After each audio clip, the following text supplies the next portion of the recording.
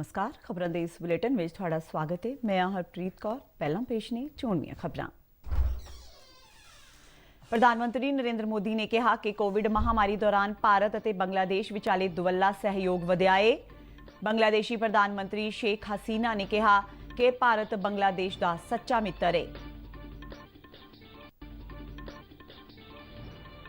अमृतसर के अटारी नेड़ली राजताल सरहदी चौकी नेड़ियों कौमांतरी सरहद राही भारत में दाखिल होने की कोशिश कर रहे दो घुसपैठिए BSF वालों ढेर। मारे गए घुसपैठियों को AK-47 राइफल ते हैरोइन के 2 पैकेट बरामद हुए।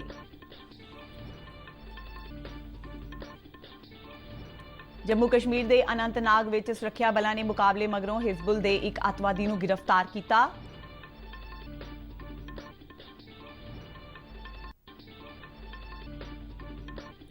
इसरो वालों संचार उपग्रह CMS-01 अज बाद दोपहर श्रीहरिकोटा के सतीश धवन पुलाड़ केंद्र तो दागिया जाएगा।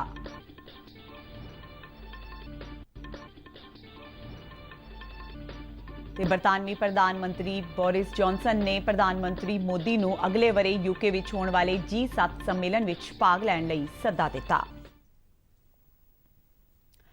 ते हुण खबरां विस्तार नाल। प्रधानमंत्री नरेंद्र मोदी ने कहा है कि कोविड-19 महामारी दौरान भारत और बांग्लादेश विचाले दुवल्ला सहयोग वधिया है।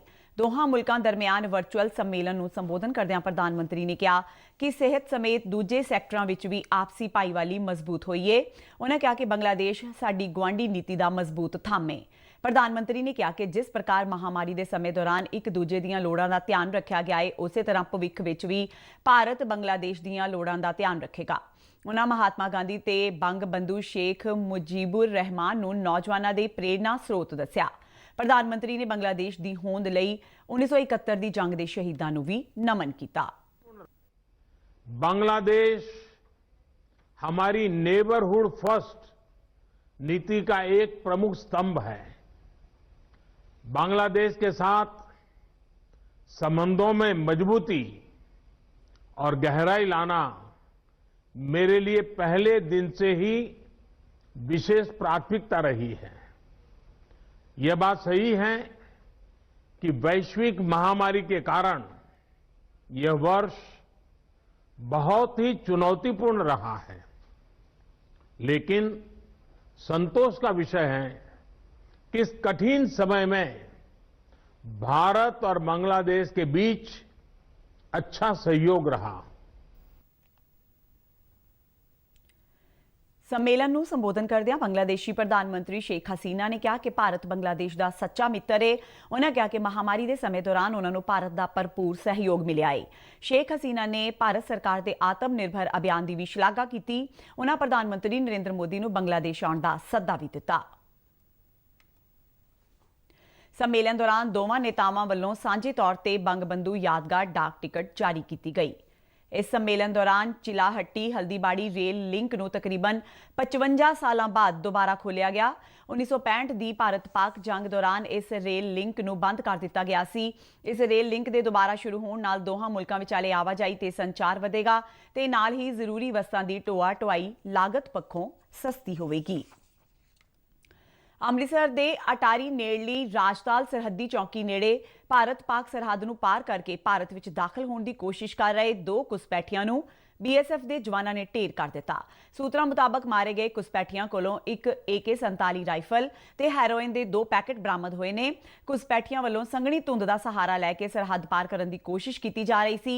BSF के सीनियर अधिकारियों वालों मौके पर पहुंच के मामले की जांच की जा रही है। जम्मू कश्मीर के अनंतनाग में सुरक्षा बलों ने एक मुकाबले तो बाद हिजबुल मुजाहिदीन के एक अतवादी को गिरफ्तार किया है। पुलिस के एक बुलारे ने जानकारी दिंदियां दस्या कि अनंतनाग के गुंड बाबा खलील में सुरक्षा बलों वालों नाकाबंदी की गई सी ते अज तड़कसार कुछ अतवादियों नाल होए मुकाबले मगरों जहीर अब्बास लोन नाम के एक अतवादी को जख्मी हालत में गिरफ्तार किया गया। पुलिस मुताबक यह अतवादी पुलवामा का रहने वाला है। सुरक्षा बलों ने इलाके नूं चारे पासों घेर के तलाशी मुहिम आरंभ दी है। जख्मी हुए अतवादी को इलाज लई हस्पताल दाखिल करवाया गया है। भारतीय पुलाड़ एजेंसी इसरो वालों संचार उपग्रह CMS-01 अज श्रीहरिकोटा तो पुलाड़ विच दागिया जाएगा। इसरो वालों जारी बयान मुताबक इस संचार उपग्रह नूं पुलाड़ विच भेजण लई PSLV-C 50 ਰਾਕਟ ਦੀ ਵਰਤੋਂ ਕੀਤੀ ਜਾਵੇਗੀ। ਇਹ ਉਪਗ੍ਰਹਿ ਆਂਧਰਾ ਪ੍ਰਦੇਸ਼ ਦੇ ਸ਼੍ਰੀ ਹਰੀਕੋਟਾ ਵਿਚਲੇ ਸਤੀਸ਼ ਧਵਨ ਪੁਲਾੜ ਕੇਂਦਰ ਤੋਂ ਅੱਜ ਬਾਅਦ ਦੁਪਹਿਰ 3:41 ਤੇ ਪੁਲਾੜ ਵਿੱਚ ਦਾਗਿਆ ਜਾਵੇਗਾ। ਇਸਰੋ ਨੇ ਦੱਸਿਆ ਹੈ ਕਿ ਉਪਗ੍ਰਹਿ ਨੂੰ ਦਾਗੇ ਜਾਣ ਸੰਬੰਧੀ 25 ਘੰਟਿਆਂ ਦੀ ਉਲਟੀ ਗਿਣਤੀ ਕੱਲ ਬਾਅਦ ਦੁਪਹਿਰ 2:41 ਤੇ ਸ਼ੁਰੂ ਕੀਤੀ ਗਈ ਸੀ, ਜੋ ਨਿਰਵਿਘਨ ਢੰਗ ਨਾਲ ਚੱਲ ਰਹੀ ਹੈ। ਉਹਨਾਂ ਦੱਸਿਆ ਕਿ ਇਹ ਸੰਚਾਰ ਉਪਗ੍ਰਹਿ 21 ਮਿੰਟਾਂ ਦੀ ਉਡਾਨ ਤੋਂ ਬਾਅਦ ਪ੍ਰਿਥਵੀ ਦੇ ਪੁਲਾੜ ਪੰਧ ਤੇ ਸਥਾਪਿਤ ਕੀਤਾ ਜਾਵੇਗਾ। ਇਹ ਉਪਗ੍ਰਹਿ ਵਧਾਏ ਗਏ ਸੀ ਬੈਂਡ ਦੇ ਟਰਾਂਸਪੌਂਡਰਾਂ ਨਾਲ ਲੈਸ ਹੈ, ਜਿਹੜੇ ਕਿ ਉੱਚ ਪੱਧਰ ਦਾ ਸੰਚਾਰ ਮੁਹੱਈਆ ਕਰਾਉਣਗੇ। ਇਹ ਉਪਗ੍ਰਹਿ ਭਾਰਤੀ ਧਰਾਤਲ ਤੋਂ ਇਲਾਵਾ ਅੰਡੇਮਾਨ, ਨਿਕੋਬਾਰ ਤੇ ਲਕਸ਼ਦੀਪ ਦੇ ਟਾਪੂਆਂ ਲਈ ਵੀ ਸੰਚਾਰ ਉਪਲਬਧ ਕਰਵਾਏਗਾ। CMS ਉਪਗ੍ਰਹਿ ਦੀ ਮਿਆਦ 7 ਸਾਲ ਨਿਰਧਾਰਿਤ ਕੀਤੀ ਗਈ ਹੈ। ਬਰਤਾਨਵੀ ਪ੍ਰਧਾਨ ਮੰਤਰੀ ਬੋਰਿਸ ਜੌਨਸਨ ਨੇ ਪ੍ਰਧਾਨ ਮੰਤਰੀ ਨਰਿੰਦਰ ਮੋਦੀ ਨੂੰ UK ਦੀ ਮੇਜ਼ਬਾਨੀ ਹੇਠ ਅਗਲੇ ਵਰੇ ਹੋਣ ਵਾਲੇ G7 ਸੰਮੇਲਨ ਵਿੱਚ ਭਾਗ ਲੈਣ ਲਈ ਸੱਦਾ ਭੇਜਿਆ ਹੈ। ਬਰਤਾਨੀਆ ਦੇ ਵਿਦੇਸ਼ ਮੰਤਰੀ ਡੋਮਿਨਿਕ ਰਾਬ ਵੱਲੋਂ ਕੱਲ ਨਵੀਂ ਦਿੱਲੀ ਵਿੱਚ ਪ੍ਰਧਾਨ ਮੰਤਰੀ ਮੋਦੀ ਨਾਲ ਮੁਲਾਕਾਤ ਕੀਤੀ ਗਈ, ਜਿਸ ਦੌਰਾਨ ਉਹਨਾਂ ਨੇ ਬਰਤਾਨਵੀ ਪ੍ਰਧਾਨ ਮੰਤਰੀ ਦਾ ਸੱਦਾ ਪੱਤਰ ਮੋਦੀ ਨੂੰ ਸੌਂਪਿਆ। ਪ੍ਰਧਾਨ ਮੰਤਰੀ ਮੋਦੀ ਵੱਲੋਂ ਸੱਦਾ ਕਬੂਲਣ ਤੋਂ ਬਾਅਦ ਡੋਮਿਨਿਕ ਰਾਬ ਨੇ ਕਿਹਾ ਕਿ ਉਹਨਾਂ ਲਈ ਪ੍ਰਧਾਨ ਮੰਤਰੀ ਮੋਦੀ ਨੂੰ ਸੰਮੇਲਨ ਲਈ ਸੱਦਾ ਦੇਣਾ ਮਾਣ ਦੀ ਗੱਲ ਹੈ। ਬਰਤਾਨਵੀ ਪ੍ਰਧਾਨ ਮੰਤਰੀ ਦੇ ਦਫ਼ਤਰ ਵੱਲੋਂ ਲੰਡਨ ਤੋਂ ਜਾਰੀ ਬਿਆਨ ਮੁਤਾਬਕ ਭਾਰਤ ਸਮੇਤ ਦੱਖਣੀ ਕੋਰੀਆ ਤੇ ਆਸਟ੍ਰੇਲੀਆ ਨੂੰ G7 ਸੰਮੇਲਨ ਲਈ ਮਹਿਮਾਨ ਮੁਲਕਾਂ ਵਜੋਂ ਸੱਦਾ ਭੇਜਿਆ ਗਿਆ ਹੈ। ਬਿਆਨ ਵਿੱਚ ਕਿਹਾ ਗਿਆ ਹੈ ਕਿ ਪ੍ਰਧਾਨ ਮੰਤਰੀ ਬੋਰਿਸ ਜੌਨਸਨ ਵੱਲੋਂ ਭੇਜੇ ਗਏ ਇਸ ਸੱਦੇ ਦਾ ਮਕਸਦ ਲੋਕਤੰਤਰੀ ਮੁਲਕਾਂ ਵਿਚਾਲੇ ਸਹਿਯੋਗ ਵਧਾਉਣ ਤੇ ਸਾਂਝੀਆਂ ਚੁਣੌਤੀਆਂ ਨਾਲ ਨਜਿੱਠਣਾ ਹੈ। G7 ਮੁਲਕਾਂ ਵਿੱਚ America, Canada, UK, France, Germany, Italy ਤੇ ਜਾਪਾਨ ਸ਼ਾਮਿਲ ਨੇ। G7 ਦੇ ਅਗਲੇ ਵਰੇ ਹੋਣ ਵਾਲੇ ਸੰਮੇਲਨ ਦੌਰਾਨ ਇਸ ਦਾ ਵਿਸਥਾਰ ਕੀਤਾ ਜਾ ਸਕਦਾ ਹੈ, ਜਿਸ ਵਿੱਚ 3 ਹੋਰ ਮੁਲਕਾਂ ਨੂੰ ਸ਼ਾਮਿਲ ਕੀਤਾ ਜਾਵੇਗਾ ਤੇ ਸਮੂਹ ਦਾ ਨਾਮ ਬਦਲ ਕੇ D10 ਰੱਖਿਆ ਜਾ ਸਕਦਾ ਹੈ। ਭਾਰਤ ਸਰਕਾਰ ਨੇ ਆਤਮ ਨਿਰਭਰ ਭਾਰਤ ਅਭਿਆਨ ਲਈ ਨਿਊ ਡਿਵੈਲਪਮੈਂਟ ਬੈਂਕ ਨਾਲ $1 ਬਿਲੀਅਨ ਤੇ ਕਰਜ਼ ਦਾ ਸਮਝੌਤਾ ਹਸਤਾਖਰ ਕੀਤਾ ਹੈ। ਕੇਂਦਰੀ ਖਜ਼ਾਨਾ ਮੰਤਰਾਲੇ ਵੱਲੋਂ ਜਾਰੀ ਬਿਆਨ ਮੁਤਾਬਕ ਬੈਂਕ ਵੱਲੋਂ ਦਿੱਤੇ ਜਾਣ ਵਾਲੇ ਇਸ ਕਰਜ਼ ਦੀ ਰਾਸ਼ੀ ਮਨਰੇਗਾ ਸਕੀਮ ਤਹਿਤ ਆਤਮ ਨਿਰਭਰ ਭਾਰਤ ਅਭਿਆਨ ਲਈ ਖਰਚ ਕੀਤੀ ਜਾਵੇਗੀ। ਮੰਤਰਾਲੇ ਨੇ ਕਿਹਾ ਕਿ ਇਸ ਪ੍ਰੋਗਰਾਮ ਰਾਹੀਂ ਪੇਂਡੂ ਖੇਤਰਾਂ ਵਿੱਚ COVID-19 ਮਹਾਮਾਰੀ ਦੇ ਮਾੜੇ ਆਰਥਿਕ ਪ੍ਰਭਾਵਾਂ ਨੂੰ ਘੱਟ ਕਰਨ ਤੇ ਅਰਥਚਾਰੇ ਨੂੰ ਸੁਧਾਰਨ ਵਿੱਚ ਸਹਾਇਤਾ ਮਿਲੇਗੀ। ਬਿਆਨ ਮੁਤਾਬਕ ਇਹ ਰਾਸ਼ੀ ਅਰਥਚਾਰੇ ਵਿੱਚ ਗਤੀਸ਼ੀਲਤਾ ਨੂੰ ਵਧਾਵੇਗੀ ਤੇ ਰੁਜ਼ਗਾਰ ਸਿਰਜਣ ਵਿੱਚ ਵੀ ਸਹਾਈ ਹੋਵੇਗੀ। ਮੰਤਰਾਲੇ ਨੇ ਕਿਹਾ ਹੈ ਕਿ ਮਹਾਮਾਰੀ ਕਾਰਨ ਦੇਸ਼ ਦੇ ਅਰਥਚਾਰੇ ਦੀ ਰਫ਼ਤਾਰ ਵਿੱਚ ਖੜੋਤ ਆਈ ਹੈ, ਜਿਸ ਨੂੰ ਗਤੀਸ਼ੀਲ ਕਰਨ ਲਈ ਮੰਗ ਵਧਾਉਣ ਦੀ ਲੋੜ ਹੈ ਤੇ ਇਹ ਰਾਸ਼ੀ ਪੇਂਡੂ ਖੇਤਰ ਵਿੱਚ ਮੰਗ ਨੂੰ ਉਤਸ਼ਾਹਿਤ ਕਰੇਗੀ। ਖਜ਼ਾਨਾ ਮੰਤਰਾਲੇ ਮੁਤਾਬਕ ਇਸ ਪ੍ਰੋਗਰਾਮ ਦਾ ਮਕਸਦ ਕੁਦਰਤੀ ਸਰੋਤ ਪ੍ਰਬੰਧ ਨਾਲ ਜੁੜੇ ਹੋਏ ਪੇਂਡੂ ਬੁਨਿਆਦੀ ਢਾਂਚੇ ਦੇ ਨਿਰਮਾਣ ਤੇ ਪੇਂਡੂ ਖੇਤਰ ਵਿੱਚ ਰਹਿ ਰਹੇ ਗਰੀਬਾਂ ਲਈ ਰੁਜ਼ਗਾਰ ਦੇ ਮੌਕੇ ਪੈਦਾ ਕਰਨੇ ਨੇ।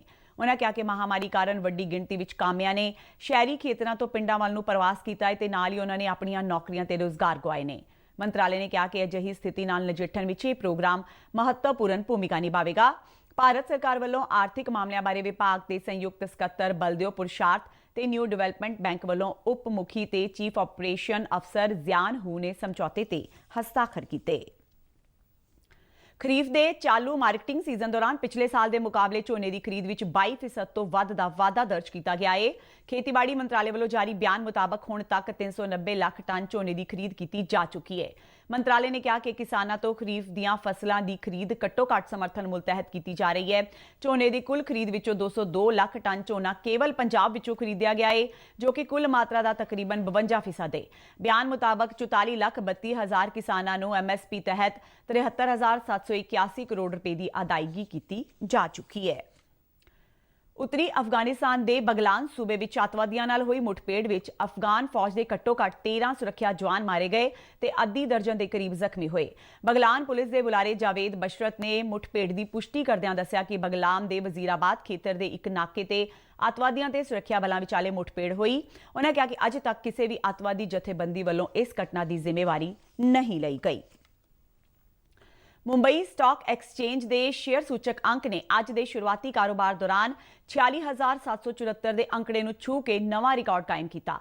ਸ਼ੇਅਰ ਸੂਚਕ ਅੰਕ ਦੇ ਅੱਜ ਦੇ ਸ਼ੁਰੂਆਤੀ ਕਾਰੋਬਾਰ ਦੌਰਾਨ 108 ਅੰਕਾਂ ਦਾ ਵਾਧਾ ਦਰਜ ਕੀਤਾ ਗਿਆ। ਇਸੇ ਦੌਰਾਨ ਨੈਸ਼ਨਲ ਸਟਾਕ ਐਕਸਚੇਂਜ ਨਿਫਟੀ ਦੇ ਸੂਚਕ ਅੰਕ ਵਿੱਚ ਵੀ 31 ਅੰਕਾਂ ਦਾ ਉਛਾਲ ਦੇਖਣ ਨੂੰ ਮਿਲਿਆ, ਜਿਸ ਨਾਲ ਨਿਫਟੀ 13,713 ਦੇ ਅੰਕੜੇ ਤੇ ਪੁੱਜਾ। ਅੰਤਰ ਬੈਂਕਿੰਗ ਮੁਦਰਾ ਕਾਰੋਬਾਰ ਦੇ ਅੱਜ ਦੇ ਸ਼ੁਰੂਆਤੀ ਦੌਰ ਵਿੱਚ ਅਮਰੀਕੀ ਡਾਲਰ ਦੇ ਮੁਕਾਬਲੇ ਭਾਰਤੀ ਰੁਪਇਆ 4 ਪੈਸੇ ਮਜ਼ਬੂਤ ਹੋਇਆ। ਇੱਕ ਅਮਰੀਕੀ ਡਾਲਰ 73 ਰੁਪਏ 53 ਪੈਸੇ ਦਾ ਬੋਲਿਆ ਗਿਆ। ਤੇ ਇਸ ਦੇ ਨਾਲ ਹੀ ਖਬਰਾਂ ਦਾ ਇਹ ਬੁਲੇਟਿਨ ਖਤਮ ਹੁੰਦਾ ਹੈ। ਆਗਿਆ ਦਿਓ, ਨਮਸਕਾਰ।